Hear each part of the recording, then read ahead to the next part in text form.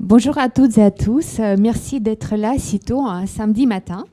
Ça veut dire que le sujet vous intéresse beaucoup et les intervenants, je suppose également. Donc, je remercie Jean Marcoux et Nicolas Mosso d'avoir accepté de mener une discussion sur un thème très d'actualité, très complexe, très controversé, les relations de la Turquie avec l'Union européenne. Jean Marcoux, vous êtes professeur à Sciences Po Grenoble, directeur des relations internationales à Sciences Po Grenoble, directeur du master intégration et mutation en Méditerranée et Moyen-Orient. Je pourrais continuer la liste. Vous êtes auteur de multiples ouvrages et d'articles sur l'Union européenne et la Turquie. Vous êtes spécialiste de la Turquie contemporaine, de la Méditerranée, du Moyen-Orient et aussi des régimes politiques de l'Europe du Sud, la Grèce, l'Espagne et la Turquie. Nicolas Mosso, vous êtes chercheur à l'Institut de recherche Montesquieu à l'Université de Bordeaux, chercheur associé à l'Institut français d'études anatoliennes, chercheur associé au laboratoire CNRS, et vous travaillez sur les relations de la Turquie avec l'Union européenne. Vous vous intéressez également à la vie politique intérieure de la Turquie et ses relations de voisinage avec le monde arabe et la Russie. Vous allez donc nous parler d'un sujet très complexe, les relations de la Turquie avec l'Union européenne. Dans un premier temps, vous allez vous arrêter sur la situation politique intérieure de la Turquie et ses conséquences sur les négociations entre la Turquie et l'Union européenne. Et ensuite, vous allez faire un rapide bilan de l'état de négociation à ce jour. Donc sans plus tarder, je vous passe la parole. Merci Katia, merci à vous tous d'être effectivement très tôt ce matin pour parler de la Turquie et des relations Turquie-UE, des partenaires de Hado. Comme nous sommes de vieux complices, nous sommes un peu partagés les tâches et effectivement commencer par un panorama justement des conséquences de l'évolution, la situation politique intérieure de la Turquie ces dernières années, enfin peut-être depuis l'expérience de l'AKP d'ailleurs jusqu'à ces dernières années, pour passer ensuite à des sujets plus stratégiques et notamment les questions migratoires. Ceci étant, il y a beaucoup de sujets qu'on n'abordera pas et qui sont particulièrement importants dans nos interventions. Je pense peut-être à Chypre ou d'autres sujets qui touchent véritablement aussi à la question européenne. C'est pas parce qu'on n'est pas convaincu de leur importance, mais effectivement qu'on a concentré un peu cette l'introduction à ce débat sur justement ces questions intérieures et ces questions migratoires. Mais n'hésitez pas à poser des questions sur ces sujets. On y répondra avec plaisir. Alors, je reviens rapidement justement sur cette expérience de l'AKP, ses conséquences justement dans à l'heure actuelle, l'état des relations turco-européennes. Vous savez que l'AKP a gagné les élections en 2002, que depuis elle a le pouvoir, enfin en tout cas Recep Tayyip Erdogan a dirigé le gouvernement à partir de mars 2003. Et à l'époque, il y a une vision, la toute première vision de ce gouvernement de l'AKP, c'est que c'est une formation qui finalement a un soutien populaire et qui semble pouvoir sortir la Turquie de l'impasse politique et sociétale dans lequel elle est, c'est-à-dire finalement une sorte de cercle vicieux, de démocratie contrôlée, qui est des ouvertures effectivement émancipation politique qui se terminent par des crises et finalement par des coups d'État, ce à quoi on a assisté tout au long de la deuxième partie du XXe siècle. La garantie apparaît justement lorsque l'AKP prend le pouvoir, justement que l'AKP a accepté la candidature de la Turquie à l'Union européenne et donc elle s'est engagée, d'ailleurs dès le début, le gouvernement poursuit les démarches de la candidature et au départ, justement, tout ça crée des perspectives pour un scénario qui est un scénario optimiste dans le cadre de la candidature européenne de la Turquie, approfondissement de l'état de droit, la résolution politique également de la question kurde et l'approfondissement de la démocratie turque par une amélioration du régime représentatif, une démilitarisation du système. En réalité, ce scénario optimiste a échoué et que s'est-il passé? Alors si on revient sur ce scénario optimiste à l'ordre du jour, tout d'abord, avant de voir son échec, effectivement, le tout début de la démarche de l'AKP est un accroissement de l'état de droit qui est en phase avec son cadre européen, puisqu'après sa victoire, l'AKP poursuit les réformes qui sont entreprises en particulier depuis 1999, depuis que la Turquie a été reconnue candidate officielle.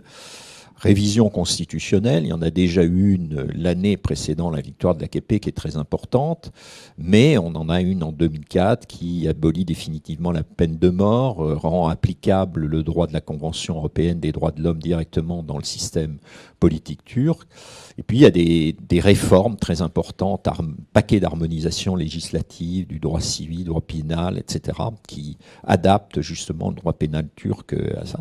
Et tout ça amène la Turquie à ouvrir officiellement des négociations d'adhésion avec l'UE, c'est-à-dire que finalement l'AKP, partie de la mouvance islamiste, dont les dirigeants ont tous été pratiquement des militants islamistes, réalise le grand rêve des gouvernements laïcs, c'est-à-dire d'ouvrir des négociations avec l'Union européenne. Et jusqu'à 2010, on va avoir une ouverture lente mais assez régulière des chapitres du processus de négociation. Et les rapports annuels de la Commission européenne, Progress Report de la Commission européenne, sont plutôt positifs et lorsqu'ils sont malgré tout sceptiques, sont plutôt encourageants, enfin tout au moins disent tout n'a pas été fait, mais on est sur une bonne voie. Et déjà quand même, quand on regarde de près, en 2008, on a une révision, en 2010 aussi, qui sont assez suspects, parce qu'on a en 2008 une levée de l'interdiction du voile dans les universités qui s'appuie justement sur la philosophie européenne de liberté individuelle. On dit c'est le droit des étudiants de voiler que d'accéder aux universités. En 2010, on a une réorganisation du pouvoir judiciaire, effectivement, qui est malgré tout assez ambiguë parce qu'elle affaiblit quand même, c'est le début de réformes du pouvoir judiciaire qui vont l'affaiblir et entamer son indépendance. Vous voyez là l'ouverture des chapitres, on pourra y revenir, réutiliser cette slide, et on a une ouverture qui est assez dense jusqu'à 2010. Après, les trois ouvertures qui se produisent, Nicolas en parlera peut-être, notamment les deux dernières, sont assez suspects. On peut se demander si on est dans le même processus. Perspective aussi d'une résolution de la politique d'une résolution politique de la question kurde. La question kurde, c'est le grand problème qui a entamé finalement les évolutions démocratiques des 2 dernières décennies du XXe siècle et qui a gêné finalement le développement de l'état de droit.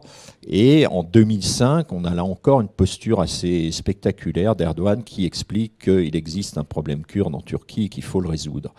Bien évidemment, les réformes dont on a parlé, les réformes de liberté, profitent aussi à la question kurde parce que notamment députés kurdes qui étaient emprisonnés depuis 10 ans, Leyla Zana, sont libérés. Leyla Zana, c'était grande égérie à l'époque, la cause kurde, en Turquie. Et même à partir de 2007, on a des députés, des premiers députés, un premier groupe politique au Parlement. Et 3 tentatives vont être faites, 3 processus en tout cas vont être menés pour aborder ce problème politique, résolution politique, la question kurde, l'ouverture démocratique, processus d'Oslo et processus de paix. Je ne détaillerai pas, mais on pourra y revenir si ça vous intéresse.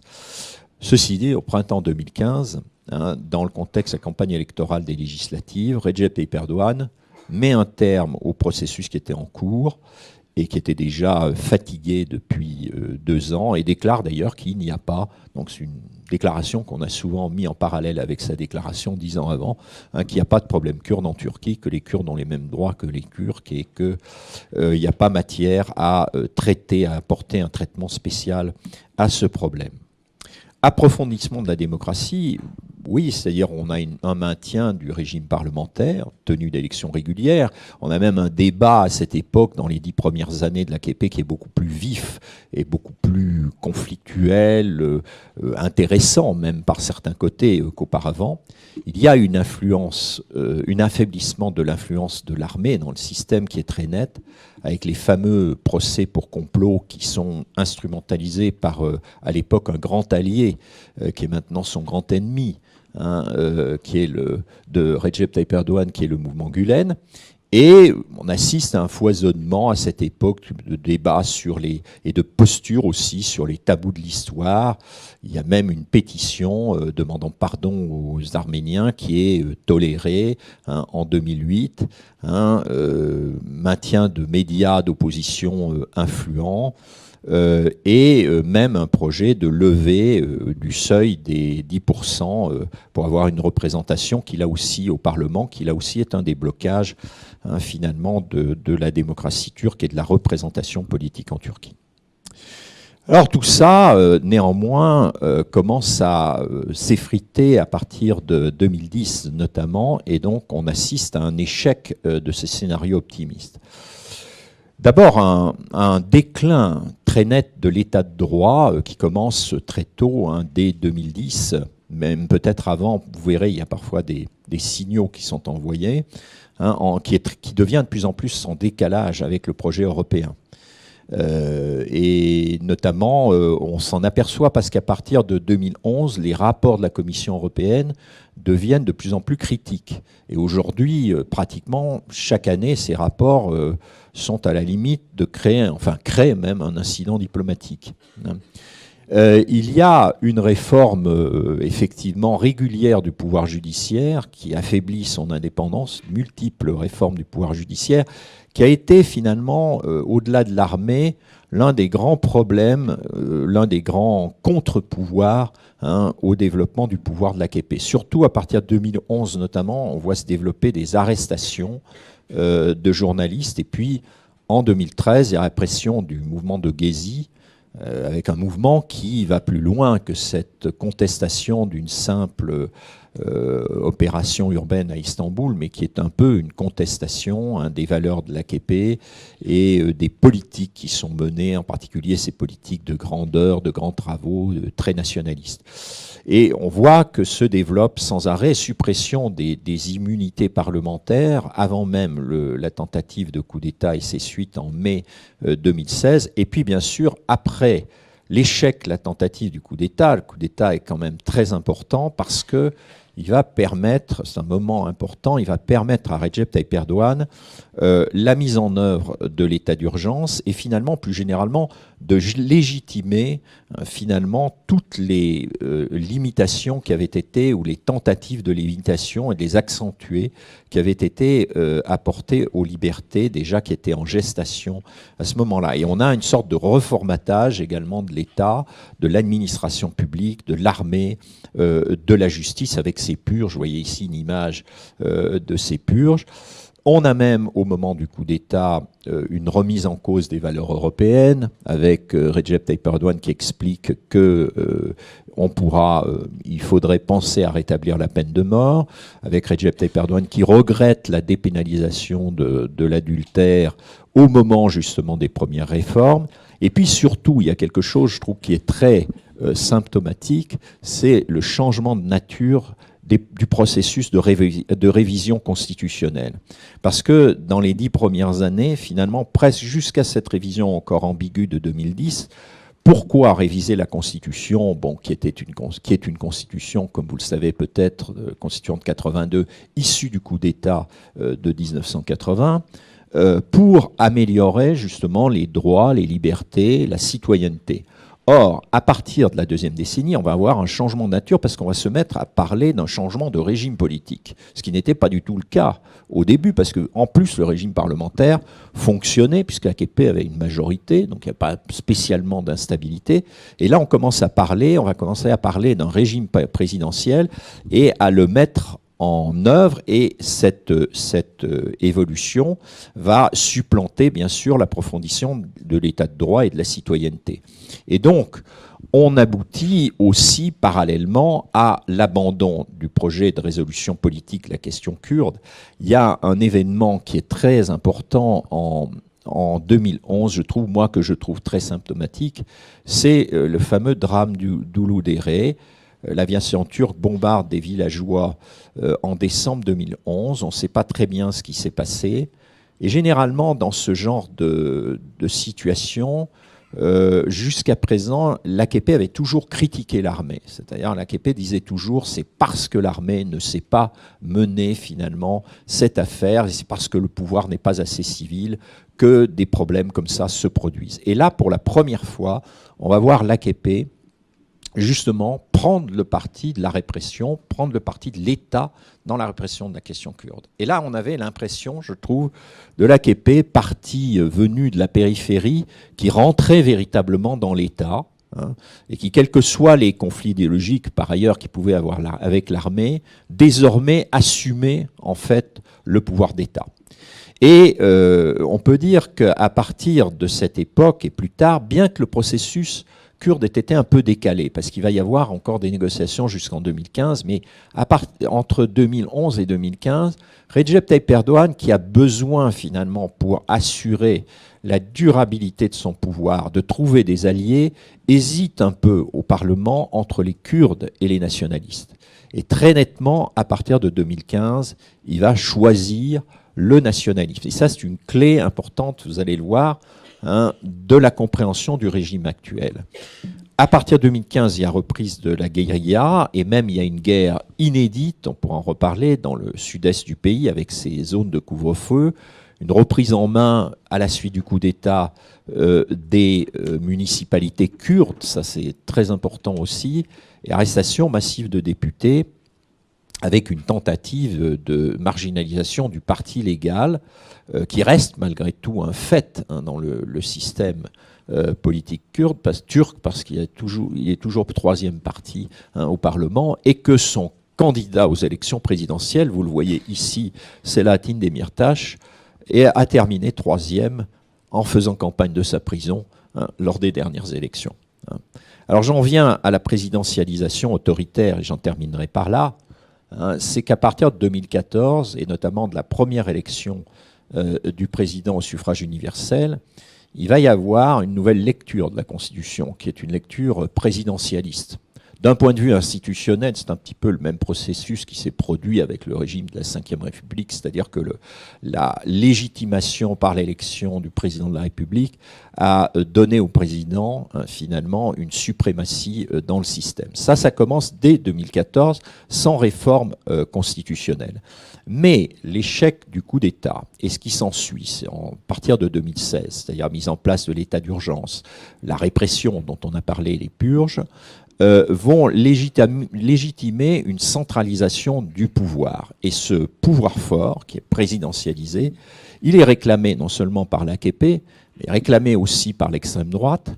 Et ce soutien de l'extrême droite est essentiel parce qu'il va permettre à Recep Tayyip Erdogan de changer la Constitution.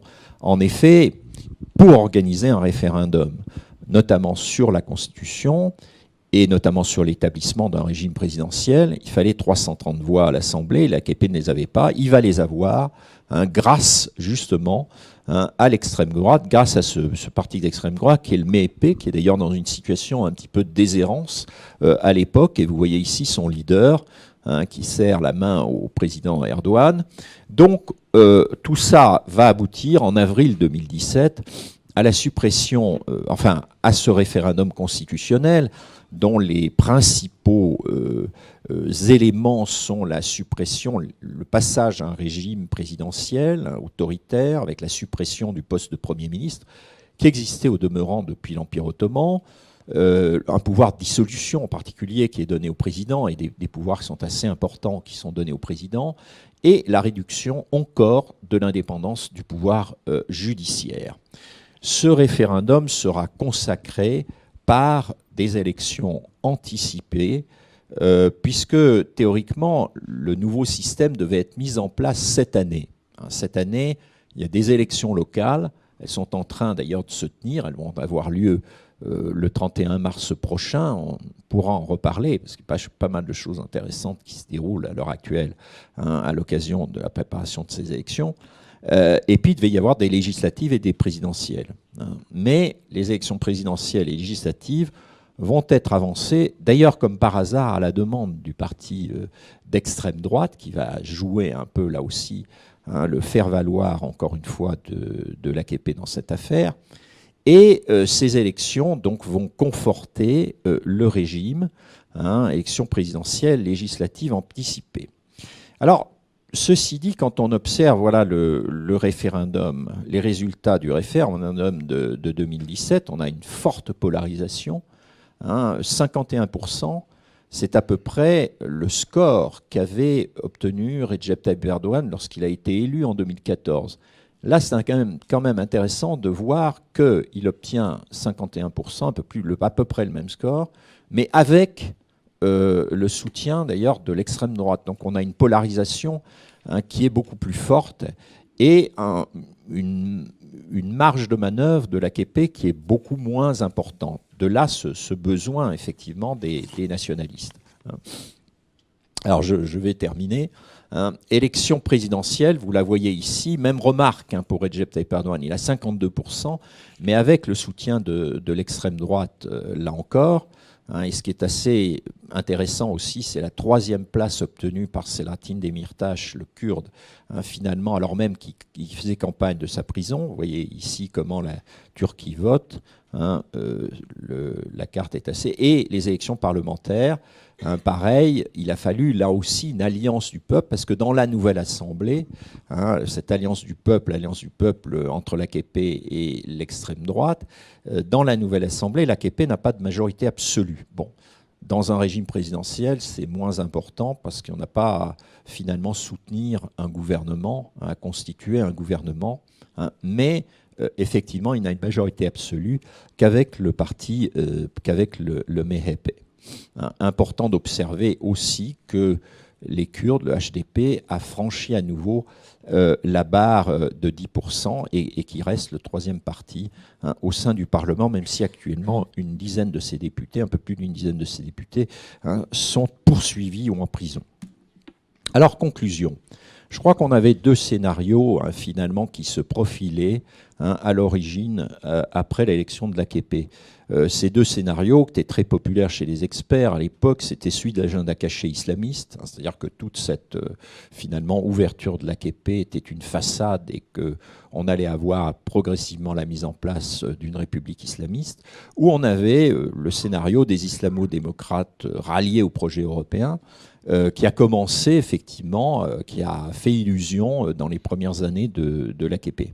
En réalité, ce à quoi on a assisté, c'est en fait un 3e scénario, que j'appellerais celui du national-islamisme autoritaire et populiste, qui montre en fait que l'AKP a mené une stratégie extrêmement nationaliste, populiste, et que finalement la Turquie est aujourd'hui devenue un régime qu'on peut qualifier d'illibéral, donc qui est très en décalage avec ses ambitions européennes, très ambigu d'ailleurs, avec un recours systématique à des élections que l'on gagne et qui permettent finalement de légitimer la continuité du pouvoir et une sorte de pouvoir infini de Recep Tayyip Erdogan, un système qui est très articulé autour de Recep Tayyip Erdogan. Alors la responsabilité de cet échec est peut-être aussi européen. Pourquoi ? Parce que probablement la candidature turque n'a jamais été sérieusement envisagée par l'Union européenne, malgré tout, et que cela a fortement provoqué des rancœurs, des frustrations qui ont alimenté ce tournant autoritaire du régime et ce caractère illibéral. Et puis peut-être aussi, on s'en rend compte aujourd'hui, quand on voit les arguments qu'avance Recep Tayyip Erdogan, parce que l'Europe d'aujourd'hui n'est plus l'Europe qui était l'Europe qui avait présidé au début de la candidature, de l'ouverture des négociations de la candidature de la Turquie en 2005.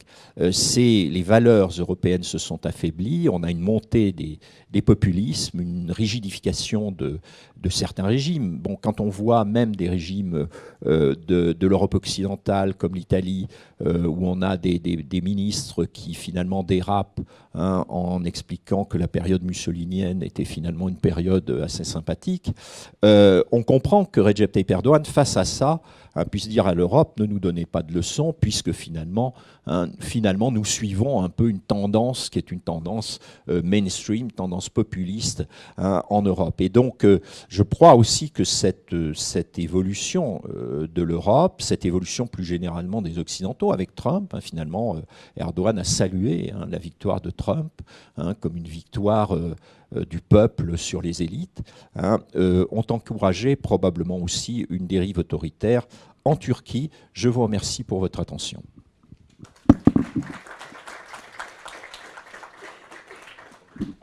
Merci. Alors, ça marche? Oui. Bien, merci, merci Jean. Je vais donc poursuivre cette intervention sur les relations entre la Turquie et l'Union européenne. En rappelant tout d'abord que ce sujet demeure un sujet d'actualité. Il y a quelques jours seulement, le Parlement européen a adopté une résolution qui appelait à la suspension des négociations entre l'Union européenne et la Turquie.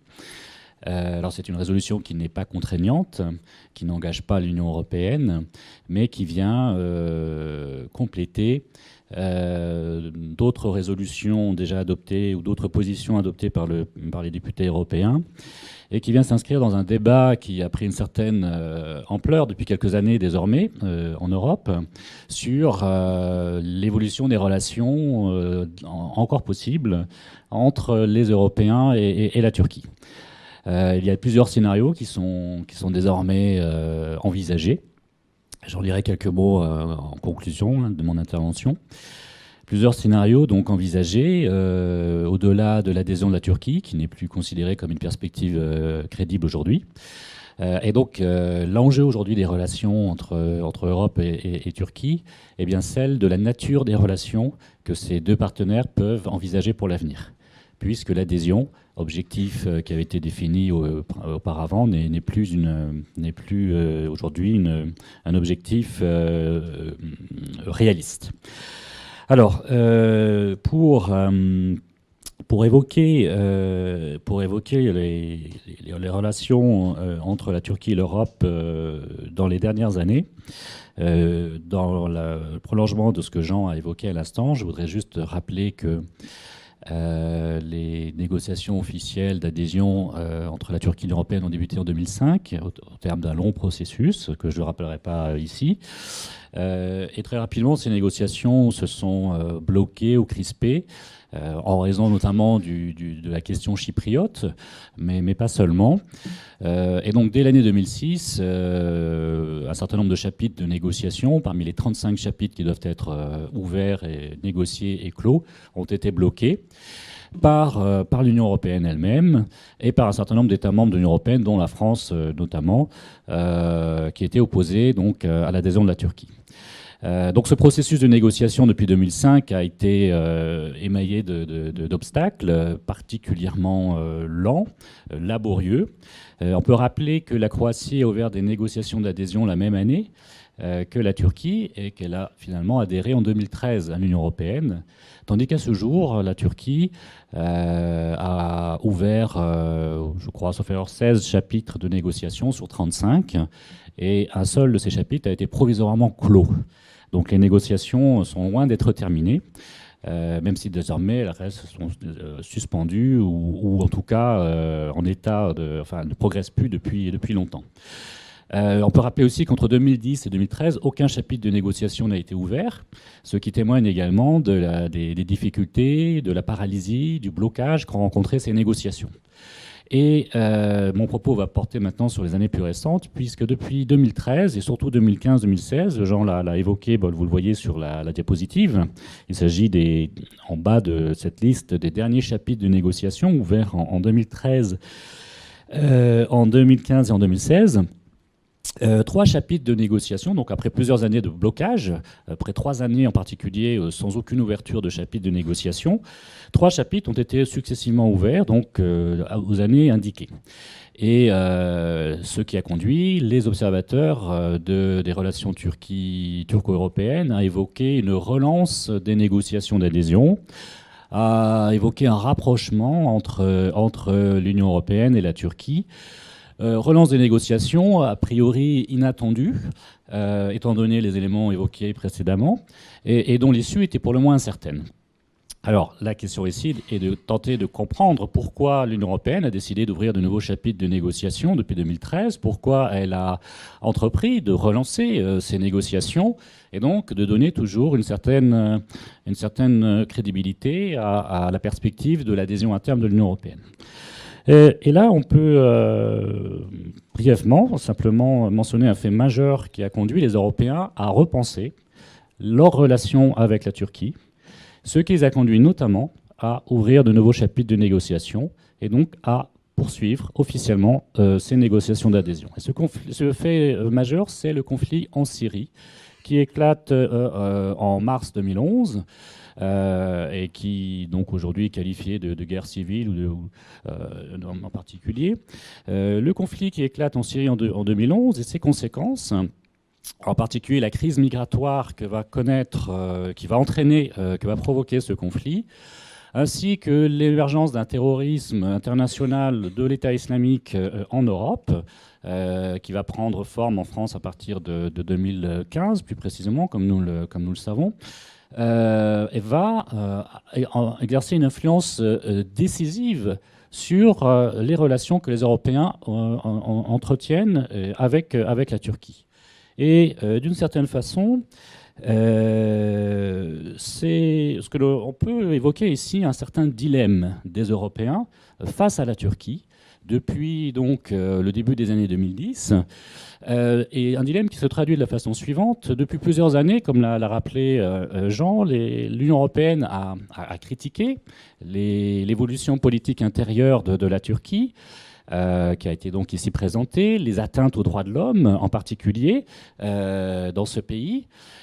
Et par conséquent, une certaine distance s'est établie entre les deux partenaires. Mais dans le même temps, l'Union européenne, les Européens ont besoin de la Turquie sur 2 enjeux majeurs. La gestion de la crise migratoire donc provoquée par la guerre en Syrie et la coopération dans la lutte contre le terrorisme international également. Et de ce fait, les Européens se retrouvent aujourd'hui, en quelque sorte, confrontés à leurs propres contradictions entre la dénonciation de l'évolution politique de la Turquie d'un côté et la nécessité de coopérer avec les autorités politiques de ce pays de l'autre sur ces 2 enjeux majeurs que sont la crise migratoire et la lutte contre le terrorisme international. Et tout ce qui se joue en Europe et en Turquie depuis quelques années, dans leurs relations, peut être interprété à la lumière de ce dilemme auquel sont confrontés désormais les Européens et qui explique en partie la relance, entre guillemets, de ces négociations. Alors, comment concrètement ces négociations ont été relancées? Comment ces relations ont évolué dans le cours des dernières années? Alors, il faut simplement rappeler ici qu'elles ont pris la forme de ce qu'on appelait 2 déclarations ou plans d'action, ou accords entre Union européenne et Turquie. Le premier accord intervenant en novembre 2015, donc c'est une déclaration au terme d'un Conseil européen extraordinaire entre l'Union européenne et la Turquie. Une déclaration commune et un plan d'action sont adoptés, avec des engagements réciproques de l'Union européenne et de la Turquie. Je crois qu'il est important de rappeler les principales clauses de cette déclaration commune et de ce plan d'action, puisque tout le débat ensuite en Europe va se cristalliser autour de ces accords, de ces plans d'action qui illustrent donc le rapprochement entre l'Union européenne et la Turquie. Donc en ce qui concerne cet accord de novembre 2015, les engagements de l'Union européenne sont essentiellement 3 engagements principaux. L'Union européenne tout d'abord apporte une aide financière à la Turquie d'un montant de 3 milliards d'euros. pour aider la Turquie à favoriser l'intégration des réfugiés et des migrants qui sont présents sur le sol turc. Il faut rappeler qu'aujourd'hui, la Turquie accueille près de 4 millions de réfugiés. C'est le pays qui accueille le plus de réfugiés dans le monde, dont une très grande majorité sont des réfugiés provenant de Syrie ou d'Irak. C'est le pays qui accueille le plus grand nombre de réfugiés dans le monde, et on peut, à titre de comparaison, simplement penser au débat en France sur l'accueil des réfugiés et des migrants, et le nombre de réfugiés et de migrants que la France accueille en comparaison. Il y a un autre engagement qu'il faut rappeler, puisqu'il a cristallisé de nombreuses tensions entre Européens et Turcs, et qui concerne, alors j'irai très rapidement, mais c'est une demande ancienne de la Turquie, une attente ancienne de la Turquie, qui ici reprend une corps en quelque sorte. C'est la question de la levée de l'obligation des visas, dit Schengen, pour les citoyens turcs qui voyagent en Europe. En clair, aujourd'hui, les citoyens turcs qui souhaitent voyager en Europe doivent obtenir un visa. Et ceci est perçu comme, entre guillemets, discriminatoire par la Turquie, puisque remettant en question la liberté de circulation. Et donc, depuis longtemps, les autorités turques attendent, demandent, exigent la levée de cette obligation de visa. Et donc ceci est inscrit dans cet accord également, et était prévu pour la fin de l'année 2016. Et enfin, donc, il y a la relance des négociations d'adhésion avec l'ouverture d'un chapitre, et donc c'est le chapitre 17 consacré aux politiques économiques et monétaires. De son côté, la Turquie s'engage également à un certain nombre de mesures, de politiques sur la question migratoire que j'évoquais. Alors, il s'agit essentiellement pour la Turquie de mieux contrôler les flux migratoires en direction de l'Europe, en clair, d'empêcher les migrants et réfugiés présents sur son sol de se rendre en Europe, notamment par les îles grecques, voilà, ou par la frontière avec la Bulgarie. En quelque sorte, la Turquie, dans la vision européenne, intervient comme une zone tampon. Une zone tampon où les réfugiés provenant de Syrie et d'Irak seraient accueillis dans des camps, etc., mais ne se rendraient pas en Europe. Donc, l'amélioration de l'accueil des réfugiés, c'est un engagement de la Turquie, notamment avec les aides financières de l'Union européenne, la surveillance plus étroite des frontières, du territoire national, avec des patrouilles notamment en mer Égée pour empêcher les réfugiés ou les migrants de traverser, avec des passeurs en particulier. Une lutte donc plus efficace contre les trafiquants, les passeurs, et également, alors ça je ne vais pas entrer là-dedans, mais la réadmission des migrants sur le territoire turc en vertu d'un accord précédent. Alors c'est le premier plan, donc en novembre 2015, dont l'objectif principal, c'est de diminuer le nombre d'entrées illégales des réfugiés et des migrants au sein de l'Union européenne, à travers un accord donc, entre la Turquie et l'Union européenne. La Turquie s'engage à mettre en œuvre des politiques, des mesures pour limiter le départ des réfugiés sur son sol en direction de l'Union européenne. C'est ça l'objectif principal de cet accord, qui va donner suite à un second accord, donc ce qu'on appelait l'accord UE-Turquie sur les réfugiés de mars 2016. Et ce second accord est censé renforcer et rendre plus efficace cette première déclaration et plan d'action donc adopté en novembre 2015. Ce second accord donc de mars 2016 témoigne là ici du rapprochement également entre les deux partenaires. Je rappelle en quelques mots également les dispositions de cet accord de mars 2016. Il prévoit une aide financière supplémentaire d'un montant également de 3 milliards d'euros. Donc l'Union européenne s'engage à fournir 6 milliards d'euros à la Turquie. Alors, pas aux autorités turques directement, il faut le préciser, mais à des ONG qui travaillent en Turquie et qui aident à l'insertion, à l'intégration économique, sociale, scolaire des réfugiés, puisqu'il faut rappeler que plus de la moitié des réfugiés en Turquie sont des enfants par ailleurs. Et il y a d'autres dispositions également. La relance du processus d'adhésion, de négociation d'adhésion, avec l'ouverture d'un nouveau chapitre, donc en 2016.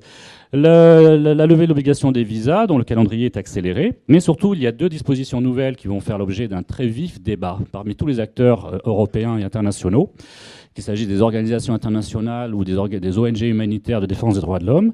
Et ces deux dispositions, donc négociées entre Européens, en particulier la chancelière allemande Angela Merkel et les autorités turques, le Premier ministre de l'époque Ahmet Davutoglu en particulier, ces deux dispositions sont les suivantes.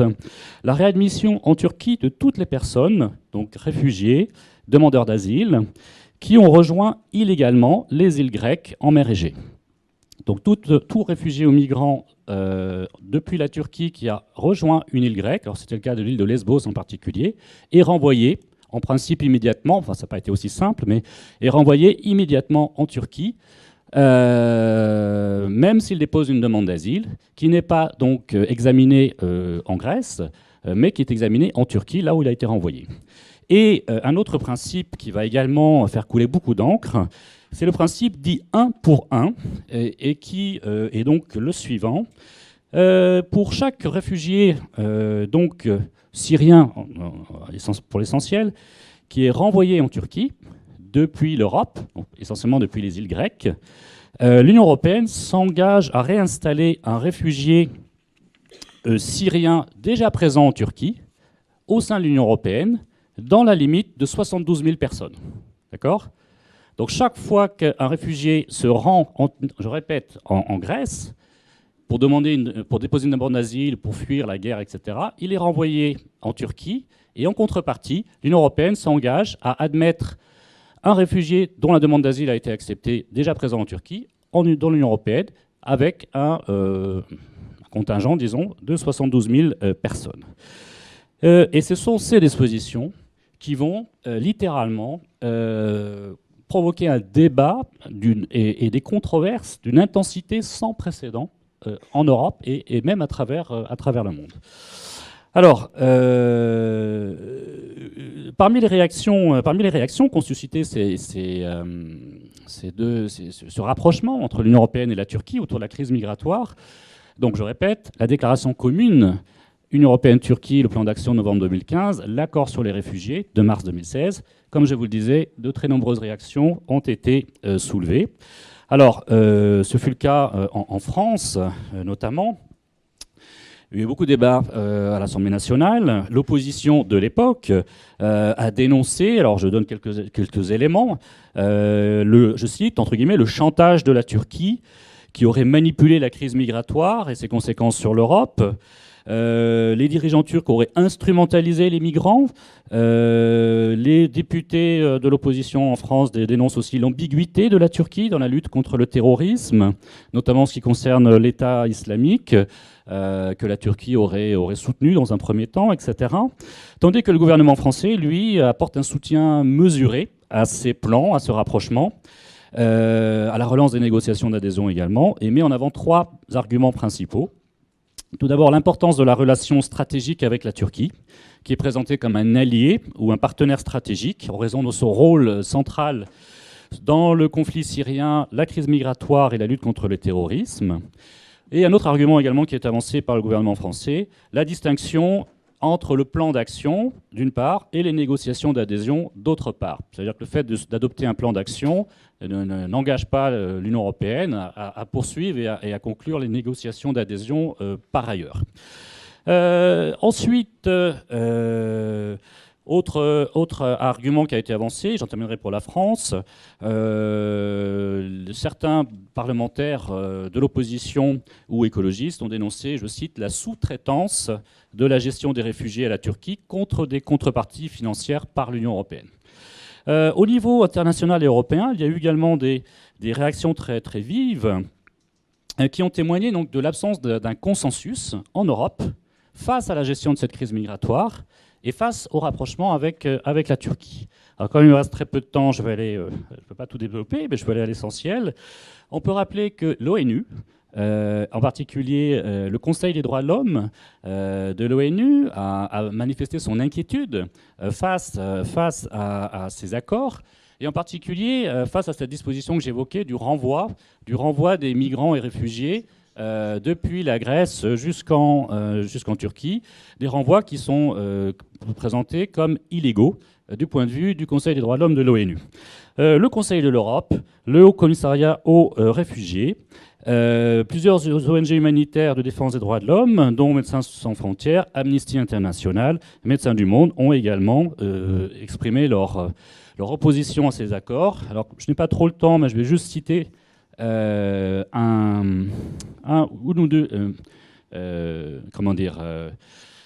une ou deux réactions. Alors, par exemple, la présidente de Médecins sans frontières a évoqué, je cite, une abdication historique des responsabilités morales et légales de l'Europe à travers ces accords, une menace pour le droit universel à l'asile et une violation de l'obligation de porter assistance. Et également, Amnesty International a parlé d'une honte pour l'Europe lorsqu'elle a donc négocié ces accords. Donc il y a beaucoup de déclarations de cette nature provenant des acteurs internationaux ou des ONG présentes sur le terrain. Le débat s'est concentré sur deux enjeux principaux. Le droit d'asile dont le principe ainsi que les modalités sont considérées comme étant remises en question par ces accords. Donc c'est là que la principale opposition et critique a été formulée. Le droit d'asile n'est plus respecté par ces accords, notamment la disposition qui renvoie les migrants en Turquie. Et l'autre enjeu qui a été débattu très, très largement, c'est la reconnaissance de la Turquie comme pays sûr, entre guillemets. Et donc là, ça renvoie à la notion de pays sûr. Ces dispositions impliquaient que la Turquie était ce que l'on appelle un pays sûr, donc en capacité de pouvoir accueillir les réfugiés, leur apporter toutes les conditions requises pour l'accueil des réfugiés, etc. Or, tous les acteurs concernés ont discuté de façon assez critique cette disposition reconnue dans les accords. Enfin, j'en terminerai là. Bien entendu, les représentants de l'Union européenne ont défendu ces accords, ont justifié la nécessité d'établir ces accords, ont clairement distingué le rapprochement avec la Turquie à travers ces accords et la poursuite des négociations, ainsi qu'ils ont clairement distingué le rapprochement avec la Turquie dans le cadre de ces accords et la thématique des droits de l'homme en Turquie. En clair, pour les autorités de l'Union européenne, ces accords avec la Turquie, en particulier celui de 2016, n'étaient pas synonymes d'un abandon des valeurs européennes ou des exigences qui concernaient le respect des droits de l'homme en Turquie. Et c'est là que se situe le dilemme des Européens, et c'est ce qu'ils ont mis en avant, notamment le président du Conseil européen, Donald Tusk, le fait de conclure des accords sur les réfugiés avec la Turquie ne signifie pas pour les Européens d'abandonner leurs attentes ou leurs exigences en ce qui concerne le respect des droits de l'homme en Turquie. Et c'est une position qui était assez difficile à tenir malgré tout, en tout cas qui a suscité beaucoup de réactions. Et pour finir, je dirais qu'il y a eu aussi tout un débat, dont je n'ai pas le temps de développer ici, qui a porté sur la question de la levée de l'obligation des visas pour les Turcs voyageant en Europe. Ça, c'était une attente très très forte du côté turc. Cette levée n'est pas intervenue au jour d'aujourd'hui. Il y a eu beaucoup de blocages. Et là, les blocages a porté sur les attentes du côté européen. Pour que cette levée d'obligation des visas soit effective, il fallait que la Turquie révise une partie de sa législation, et notamment sa législation antiterroriste, qui était jugée beaucoup trop large, beaucoup trop imprécise du point de vue européen, et ce qui a conduit, notamment, en s'appuyant sur cette législation terroriste, à l'arrestation et la mise en détention de nombreux journalistes, de nombreux universitaires en Turquie accusés de propagande terroriste ou de soutenir le terrorisme. Ça, c'est au cœur des débats aujourd'hui entre l'Europe et la Turquie. Et la Turquie a refusé, les autorités turques ont refusé de réviser cette législation antiterroriste en raison du contexte politique et sécuritaire en Turquie, le retour des affrontements entre les forces de sécurité turques et le PKK depuis 2015, la multiplication des attentats attribués à l'État islamique ou encore le coup d'État militaire avorté de 2016. Donc il y a eu beaucoup de débats autour de ces accords, et pour en conclure, je vous disais donc il y a aujourd'hui une grande interrogation sur l'avenir de ces relations. Le coup d'État militaire qui a échoué en 2016, que évoquait Jean, et qui a entraîné l'instauration de l'état d'urgence pendant 2 ans en Turquie, avec de multiples atteintes aux droits de l'homme du point de vue des Européens, a soulevé de fortes inquiétudes quant à la poursuite des négociations entre Européens et Turcs. Le référendum de 2017 qui a donc conduit à l'évolution du régime turc vers la présidentialisation avait soulevé aussi des réactions assez claires du point de vue du Parlement européen, à savoir la fin des négociations d'adhésion si le régime se présidentialisait, si la peine de mort était rétablie. Elle ne l'a pas été à ce jour. Mais quoi qu'il en soit, il y a, comme je vous le disais, de multiples scénarios. On distingue 3 scénarios très, très brièvement. J'en ai terminé là. Voilà. La convergence, c'est-à-dire l'adhésion, qui est un scénario qui est terminé. Et 2 autres scénarios dont on peut parler. Le conflit, des relations conflictuelles entre Européens et Turcs, ou la coopération entre Européens et Turcs. Mais ce sont des relations qu'il faut désormais définir, qu'il faut redéfinir et déterminer pour l'avenir. Merci. Merci beaucoup aux intervenants. En effet, c'est très difficile de faire entrer un sujet comme celui-ci dans 40 minutes ou 50 minutes. Eh bien, écoutez, nous avons 6-7 minutes, si je ne me trompe pas, pour les questions. N'hésitez pas aussi à poser des questions pendant la pause, après la conférence. Alors, donc, nous avons plusieurs questions. Madame. Bonjour, merci pour vos exposés. J'aurais une remarque et une question. La remarque, c'est concernant la notion de pays sûr. Moi, il me semblait qu'un pays est dit sûr quand il n'émet pas forcément... Enfin, quand, par exemple, si des personnes demandent le statut de réfugié dans un autre pays, eh bien, on estime qu'ils ne peuvent pas en bénéficier puisque le pays est reconnu comme sûr. Ma question, alors c'est une question que je me pose depuis très longtemps parce qu'il me semble que la question de l'adhésion de la Turquie à l'Union européenne remonte à bien avant 2005. C'est au fond pourquoi est-ce que la Turquie a été sans cesse refusée parce que je veux bien entendre, bon, à une époque, il y avait des arguments à caractère démographique, ils sont très nombreux, ils vont être le premier pays en termes de population. Ensuite, on a avancé des arguments qui, pour moi, ne tiennent pas la route d'ordre culturel. Ce sont des musulmans. On a retrouvé, de ce fait, les racines chrétiennes de l'Europe à cette occasion. Mais il me semble qu'il y a quand même beaucoup d'idées de l'Ouest, d'Europe de l'Ouest, qui sont émis en Turquie. Donc, les milieux d'affaires, finalement, est-ce qu'eux n'auraient pas intérêt à ce que la Turquie adhère à l'Union européenne ?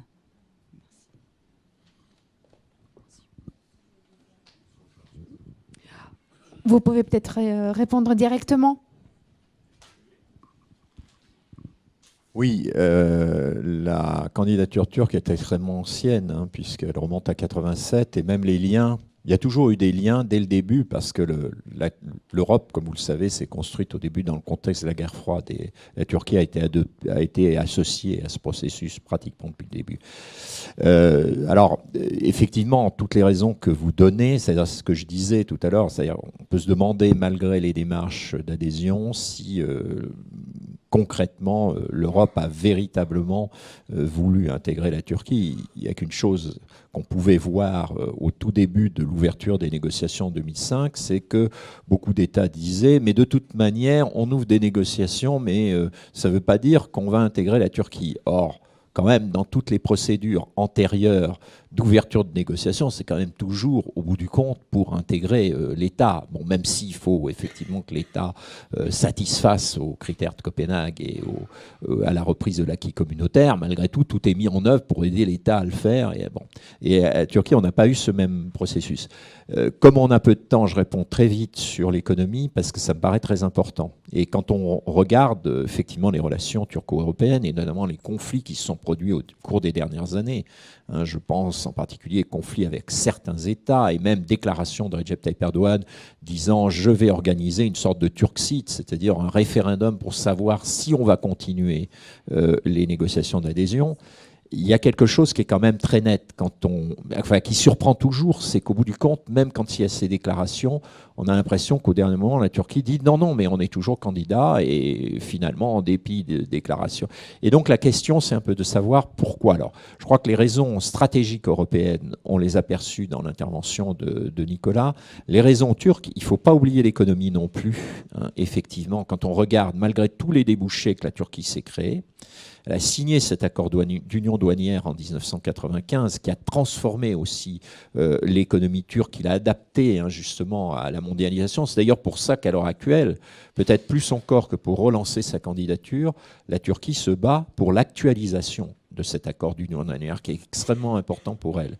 Et on peut comprendre l'importance économique de l'Europe quand on regarde que quand même près de 40% des exportations turques, la Turquie s'est mise massivement à exporter sur l'Europe, donc de ce point de vue-là, c'est très important. Et qu'ensuite, l'année dernière, au plus fort justement de la querelle sur le référendum, 70% des investissements qui avaient eu lieu en Turquie avaient été faits par des Européens. Donc malgré tout l'aspect ouverture à d'autres marchés, etc., on se rend compte quand même que pour l'économie turque, l'axe de l'économie turque, alors stratégiquement, il ne faut pas oublier l'OTAN, etc., et ce qu'a dit Nicolo, mais sur le plan économique, il y a effectivement des raisons qui sont très chaudes. Encore deux questions. Oui, très rapidement. Monsieur Monceau, vous avez un commentaire, un complément? D'accord, merci.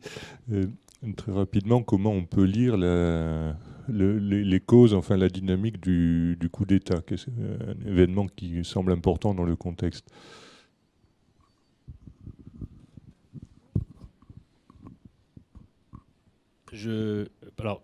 Peut-être Jean répondra à votre question, juste pour un élément sur la notion de pays sûr, puisque ça a cristallisé beaucoup de réactions du point de vue des ONG. Voilà ce que dit Amnesty International quant cette qualité de pays sûr qui a été reconnue à la Turquie par l'Union européenne, mais qui n'est pas reconnue par la plupart des organisations internationales et par les ONG type de défense des droits de l'homme, type Amnesty.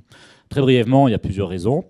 Amnesty explique par ailleurs, par exemple, que la Turquie a renvoyé de façon illégale des centaines de réfugiés dans leur pays, en violation du droit turc et du droit international.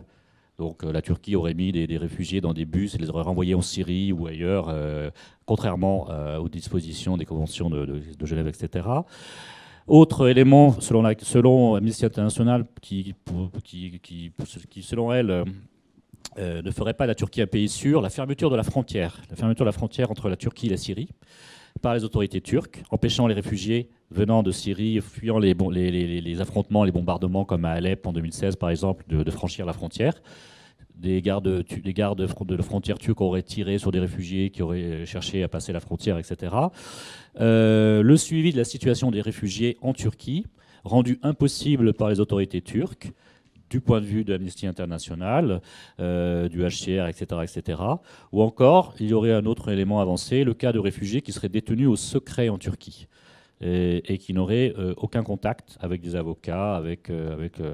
Donc il y a toute une série de raisons qui sont... Et là, il y a des rapports très, très détaillés par les organisations, les ONG de défense des droits de l'homme ou humanitaires qui discutent très clairement cette notion de pays sûr que l'Union européenne reconnaît à la Turquie à partir de témoignages sur le terrain. Oui, pour répondre sur le coup d'État, effectivement, on ne sait pas encore tout sur le coup d'État, et donc il y a beaucoup de choses. Bon, alors que la confrérie, le mouvement Gülen ait été impliqué, bon, effectivement, c'est quasiment sûr. Après, comment s'est déroulé exactement le coup d'État, il y a encore beaucoup de choses à voir concrètement. Après, je crois que pourquoi le coup d'État est important, parce que, alors là aussi, vous savez qu'on dit que effectivement le gouvernement était plus ou moins au courant, qu'il a laissé faire pour pouvoir, en tout état de cause, qu'il ait laissé faire, qu'il n'ait pas laissé faire. Si vous voulez, un coup d'État, quand il échoue, c'est toujours un moyen justement de contre-attaquer en étant légitime d'une certaine manière, parce que vous combattez finalement avec des moyens exceptionnel d'une certaine manière. Vous avez la possibilité de combattre avec des moyens exceptionnels quelqu'un qui a voulu utiliser des moyens qui n'étaient pas légaux pour vous combattre politiquement. Et donc ça a été un décrochage parce qu'on sentait monter finalement depuis plusieurs mois, voire plusieurs années, cet autoritarisme. Mais ça a été un décrochage parce que ça a permis d'un seul coup, avec l'état d'urgence, d'accélérer considérablement finalement cette rigidification modification se tournant autoritaire. Nicolas a parlé de la pétition des universitaires pour la reprise des négociations avec les Kurdes en janvier. Cette pétition, elle a lieu en janvier 2016. Elle est tout de suite réprimée, puis la répression s'arrête. Et puis le coup d'État se déroule. Et on se dit, bon, bah, finalement, cette affaire-là, ça y est, c'est dépassé, ils sont passés à autre chose. Sauf qu'en 2017, paf, on reprend la répression, et là de manière beaucoup plus intensive. Pourquoi ? Parce qu'on a d'une certaine manière beaucoup plus de légitimité pour combattre ce qu'on appelle le terrorisme de manière diffuse. Je crois que ce qu'a permis le coup d'État, c'est de rendre extrêmement diffus la notion de terroriste. Les terroristes, c'est Daesh, c'est le PKK, c'est bien sûr le mouvement Gulen, et c'est finalement quelque part, quand on écoute les dirigeants de l'AKP, en particulier Recep Tayyip Erdogan, c'est un peu tout le monde, quoi. Tous ceux qui s'opposent, d'une certaine manière, sont d'accord pour ça. Donc je crois que c'est pour ça qu'effectivement c'est une date importante et c'est un décrochage. D'ailleurs, ça permet aussi une orientation très autoritaire avec cette alliance avec l'extrême droite et derrière le référendum sur la Constitution que le régime n'était pas parvenu à faire passer auparavant. Donc c'est pour ça que c'est une date clé. Mais j'ai le micro. Excusez-moi. Comment expliquez-vous que la diaspora turque, particulièrement la minorité turque en Allemagne, ait soutenu Erdogan lors des élections présidentielles ?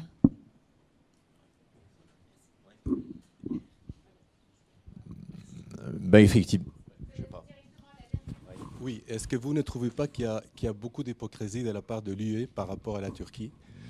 Que le vrai problème n'est pas la démocratie, le manque de démocratie, les atteintes aux droits de l'homme, mais que le problème de fond est religieux. C'est-à-dire que les Européens, la population, une grande partie de la population, une grande partie du gouvernement ne veulent pas d'une population musulmane de plus de 80 millions de musulmans dans l'Europe. Et que pour l'UE, la Turquie est plus utile comme État tampon, comme M. Monceau l'a dit. Et pour les migrants, le terrorisme, partenaire stratégique, c'est-à-dire État tampon. Merci. Oui, c'est un peu ce que j'ai dit en disant que l'Union européenne n'avait jamais voulu véritablement. Voilà. Je réagis à la question, monsieur. C'est difficile à répondre à votre question parce qu'il y a ce qu'on lit dans les documents officiels de l'Union européenne, de la Commission, et puis après, s'il y a des intentions plus ou moins cachées ou des stratégies, on ne les connaît pas nécessairement. Mais ce qu'on peut lire dans les rapports officiels de l'Union européenne, en particulier la Commission, qui chaque année a publié un rapport sur la Turquie, c'est, de mon point de vue en tout cas, que précisément la Commission qui a recommandé l'ouverture en 2004, l'ouverture des négociations d'adhésion, a toujours, ou en tout cas au départ, adopté une position entre guillemets objective face à la candidature de la Turquie et a appliqué à la Turquie des critères qui sont les critères de Copenhague, comme pour les autres candidats. Je dis cela parce qu'en Turquie, il y a une idée, une opinion, un sentiment selon lequel la Turquie ne serait pas traitée de façon égale ou équitable par l'Union européenne par rapport aux autres pays, en particulier la Bulgarie, la Roumanie ou les autres pays d'Europe centrale et orientale qui ont rejoint l'Union européenne, qu'il y aurait des doubles standards qui seraient appliqués à la Turquie, avec les critères dits objectifs de Copenhague, mais aussi les critères plus subjectifs que vous avez évoqués, à savoir la culture, l'identité, la religion. Et donc, la question étant de savoir si la Turquie aurait ou non une identité européenne, et tout ceci ne figure pas dans les critères de Copenhague. Moi, ce que j'ai pu lire dans les documents officiels de l'Union européenne, c'est qu'elle s'en est tenue, en particulier la Commission, elle s'en est tenue aux critères objectifs. Alors, elle a pu s'intéresser à des questions de religion, à la liberté religieuse en Turquie, au statut des minorités religieuses en Turquie, en demandant des réformes, etc. Parce que là, il y a beaucoup de débats et d'enjeux. Mais il n'a jamais été écrit, en tout cas, que la religion majoritaire en Turquie ou l'identité, entre guillemets, de la Turquie serait un enjeu des négociations. En revanche, En revanche, il y a certains gouvernements, ou certains partis politiques, démocrates chrétiens, pour ne pas les citer, en France, le MoDem, qui est issu de la démocratie chrétienne, par exemple, François Bayrou, il y a quelques années, une dizaine d'années, en Allemagne, évidemment, en Italie, qui ont mis en avant, parmi d'autres arguments, le critère identitaire, le facteur de l'identité, et en particulier la religion, pour s'opposer à l'adhésion de la Turquie. Il faut aussi dire qu'en Turquie, il y a une perception dans certains milieux, à l'origine des milieux plutôt conservateurs et religieux, mais aujourd'hui ça s'est élargi à des milieux laïcs et républicains. Il y a une certaine perception de l'Union européenne comme un club chrétien. Qui a pris une certaine importance. Les débats, il y a une dizaine d'années, sur la mention de l'héritage culturel dans la Constitution européenne, qui n'ont pas abouti, ont aussi accrédité cette idée que l'Union européenne pourrait être un club chrétien dans certains milieux en Turquie. Donc les questions identitaires et religieuses, elles sont effectivement présentes, mais de mon point de vue, en tout cas il y a une dizaine d'années, pas du côté de l'Union européenne, du côté des gouvernements, des partis politiques, etc. Oui, pour répondre à la question sur la diaspora turque, je pense d'abord qu'il y a un phénomène, c'est que auparavant, les diasporas turques ne participaient pas aux élections. C'est possible depuis 2014, tout au moins directement. Avant, il fallait passer par l'aéroport pour pouvoir voter. Donc, il y a un véritable enjeu. Et de toute manière, avant même l'élection de 2014, je pense que la grande caractéristique de Erdogan et de l'AKP en ce qui concerne les diasporas, c'est que justement, auparavant, les gouvernements ignoraient ces minorités. Quand il y avait des déplacements de dirigeants, ils ne parlaient pas justement aux communautés expatriées, alors même qu'Erdogan a toujours parlé, pratiquement, il n'a jamais manqué, il n'a jamais fait un voyage en Allemagne sans parler à ces communautés, sans tenir des réunions, sans tenir des meetings. Et donc, il y a ça. Deuxièmement, je pense qu'il y a un phénomène identitaire et que Erdogan, justement, caresse dans le sens du poil ce phénomène identitaire. Je dirais en plus, quand on dit, finalement, ces communautés vivent dans une ambiance démocratique, donc elles devraient être plus démocratiques, etc., ça c'est un argument. À ceci près, c'est ce que je disais sur l'évolution des valeurs de l'Europe. Cette ambiance, quand même, en Europe, dans les sociétés européennes, elle est de plus en plus traversée par les populismes. Donc pourquoi les diasporas ne seraient-elles pas elles-mêmes aussi traversées par les populismes ? Je crois que là aussi, il y a une explication qui fait, effectivement, comme vous le disiez, qu'à peu près, plus de 60% en moyenne dans les grands pays de peuplement de cette diaspora en Europe votent pour Recep Tayyip Erdogan. Merci beaucoup. On est obligé de s'arrêter là.